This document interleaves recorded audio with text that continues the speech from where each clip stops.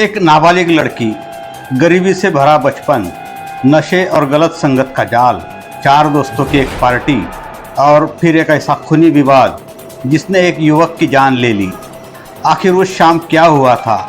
कैसे एक मामूली झगड़ा हत्या में बदल गया और क्यों इस मामले ने पूरे इलाके को हिलाकर रख दिया? जानिए जलगांव शहर के इस सनसनीखेज क्राइम स्टोरी की पूरी सच्चाई। वीडियो के अंत तक हमारे साथ बने रहिए। नमस्कार, मैं हूँ ललित खरे और आप देख रहे हैं क्राइम दुनिया। आज के इस एपिसोड में हम आपको सुनाने जाते हैं एक ऐसी सच्ची क्राइम स्टोरी जिसमें नशा, गलत संगत, अवैध गतिविधियाँ और एक दर्दनाक हत्या की कहानी छिपी हुई है। लेकिन कहानी शुरू करने से पहले एक महत्वपूर्ण सूचना। इस वीडियो में प्रयुक्त करीना नाम पूरी तरह काल्पनिक है।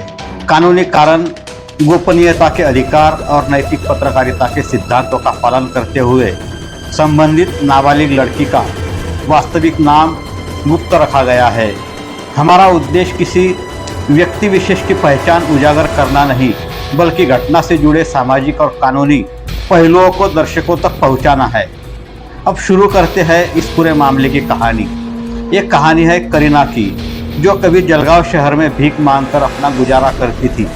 लेकिन उसे नहीं पता था कि उसकी ज़िंदगी उसे ऐसे अंधेरे रास्ते पर ले जाने वाली है जहां से वापसी लगभग नामुमकिन होगी। कल्पना कीजिए, एक लड़की जो कभी भीख मांगकर अपना पेट भरती थी, फिर उसकी ज़िंदगी में एक महिला आती है, नौकरी का झांसा दिया जाता है और देखते ही देखते वो लड़की ऐसे अंधेरे संसार में पहुंच जाती है जहां से वापसी लगभग नामुमकिन हो जाती है। लेकिन कहानी यही खत्म नहीं होती। इस कहानी में है नशे का जाल, अवैध संबंधों का खेल, दोस्ती के नाम पर बना एक खतरनाक गैंग और फिर एक ऐसा खूनी अंत जिसने पूरे इलाके को हिलाकर रख दिया। आखिर क्या हुआ था उस घर के अंदर? कैसे एक मामूली विवाद खून खराबे में बदल गया और आखिर किसने ली राहुल नाम के युवक की जान? पूरी कहानी जानने के लिए वीडियो के अंत तक हमारे साथ बने रहिए। एक कहानी है करीना की। करीना नाबालिग थी, गरीब इतनी थी कि उसे भीख मांगकर अपना गुजारा करना पड़ता था। इसी दौरान उसकी मुलाकात एक महिला से हुई। महिला ने उसे काम दिलाने का भरोसा दिया, लेकिन काम के नाम पर उसे जिस दुनिया में धकेला गया वो थी देह व्यापार की दुनिया। कुछ ही समय में करीना उस माहौल का एक हिस्सा बन गई। वही उसकी मुलाकात सुमित लोखंडे नाम के एक युवक से हुई। धीरे धीरे करीना सुमित के साथ रहने लगी, लेकिन सुमित का घर कोई सामान्य घर नहीं था। सूत्रों के अनुसार वहाँ देह व्यापार के साथ साथ नशे का कारोबार और नशे की महफिलें भी सजती थी। इंजेक्शन, गोलियां और दूसरे नशीले पदार्थों का इस्तेमाल वहाँ किया जाता था। ये घर धीरे धीरे अपराध और नशे का अड्डा बन चुका था। करीना की माँ को जब बेटी की गतिविधियों की जानकारी मिली तो उसने उसे समझाने की बहुत कोशिश की। करीना को उस माहौल से दूर निकालने के लिए उसकी शादी दूसरे राज्य के एक युवक से करवा दी गई। माँ को लगा कि अब बेटी की जिंदगी सुधर जाएगी, लेकिन ऐसा नहीं हुआ।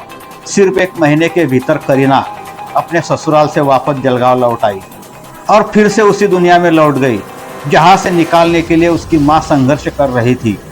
सुमित लोखंडे, राहुल वाघोदे, हर्षल घुगे और नितिन सैनी, ये चारों दोस्त अक्सर साथ दिखाई देते थे। 1 जून 2026 को भी इन चारों ने साथ बैठकर पार्टी और भोजन करने का कार्यक्रम बनाया। लेकिन उन्हें क्या पता था कि ये मुलाकात उनमें से एक की आखिरी मुलाकात साबित होगी। जानकारी के अनुसार चारों दोस्त पहले कोल्ले हिल्स इलाके की एक सुनसान पहाड़ी पर पहुंचे। वहां जमकर शराब पी गई। बताया जाता है कि राहुल ने ज़रूरत से ज़्यादा शराब पी रखी थी। शाम करीब 4 बजे सभी लोग सुमित के घर पहुंचे और यहीं से शुरू हुई मौत की उल्टी गिनती। आरोप है कि नशे में धुत राहुल करीना के साथ छेड़छाड़ करने लगा, उसे बार बार परेशान करने लगा। उसकी हरकतों से करीना नाराज हो गई। सुमित को भी गुस्सा आ गया। देखते ही देखते बहस शुरू हो गई। बहस गाली गलौज में बदली और फिर मारपीट शुरू हो गई। घर का माहौल पूरी तरह तनावपूर्ण हो चुका था। आरोपों के अनुसार इस दौरान राहुल घर के बाहर पेशाब करने लगा। इस बात पर करीना और अधिक भड़क गई। झगड़ा बढ़ता गया, मारपीट होती रही और तभी एक ऐसा कदम उठाया गया जिसने सब कुछ बदल दिया। बताया जाता है कि सुमित के पास मौजूद चाकू करीना के हाथ में आ गया। कुछ सेकंड, सिर्फ कुछ सेकंड और फिर राहुल की छाती और पेट पर चाकू से हमला कर दिया गया। राहुल जमीन पर गिर पड़ा। उसके शरीर में चाकू फंसा हुआ था। चारों तरफ अफरा तफरी मच गई। राहुल को गंभीर हालत में सरकारी अस्पताल पहुंचाया गया। डॉक्टरों ने उसके शरीर में फंसा चाकू निकाला। पुलिस भी मौके पर पहुंच चुकी थी।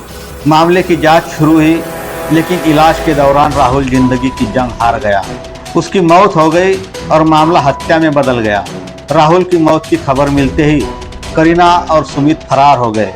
जानकारी के अनुसार सुमित सूरत की ओर निकल गया, जबकि करीना भोपाल पहुंच गई। उधर पुलिस ने दोनों की तलाश तेज कर दी। दोस्तों, क्या राहुल की मौत सिर्फ एक चाकू के वार से हुई, या फिर उसकी मौत की शुरुआत उस दिन से हो गई थी जब नशा उनकी ज़िंदगी में दाखिल हुआ, जब गलत संगत ने सही और गलत की पहचान छीन ली, जब एक नाबालिग लड़की को अपराध और शोषण की दुनिया में धकेल दिया गया। इस घटना ने कई सवाल खड़े कर दिए हैं। ये कहानी हमें एक बड़ा सबक देती है। नशा कभी किसी समस्या का समाधान नहीं होता। गलत संगत इंसान को धीरे धीरे बर्बादी की तरफ ले जाती है, और गुस्से में लिया गया एक फैसला कई जिंदगियां तबाह कर सकता है। अगर आपके आसपास कोई युवा नशे या गलत रास्ते की तरफ बढ़ता दिखाई देता है, तो उसे समय रहते रोकना जरूरी है, क्योंकि अपराध की शुरुआत अक्सर छोटी छोटी गलतियों से होती है, लेकिन उसका अंत कई बार मौत पर जाकर होता है। दोस्तों, ये घटना हमें बताती है कि नशा, गलत संगत और गुस्सा किसी भी व्यक्ति की ज़िंदगी बर्बाद कर सकता है। क्या इस घटना के पीछे सिर्फ गुस्सा जिम्मेदार था, या फिर नशे और गलत संगत ने इस खौफनाक अंत की नींव रखी? फिलहाल इस मामले की जांच जारी है और पुलिस पूरे घटनाक्रम की कड़ियाँ जोड़ने में जुटी है। एक गलत फैसला केवल एक व्यक्ति को नहीं, बल्कि कई परिवारों को तबाह कर देता है। इस मामले पर आपकी क्या राय है? अपनी राय कमेंट बॉक्स में ज़रूर लिखें। वीडियो पसंद आता है तो लाइक करें, शेयर करें और चैनल को सब्सक्राइब करना ना भूलें। मैं हूँ ललित खरे। फिर मिलते हैं अगले वीडियो में एक और नई सनसनीखेज और संवेदनशील कहानी के साथ। तब तक स्वस्थ रहिए, अपना ध्यान रखिए। धन्यवाद।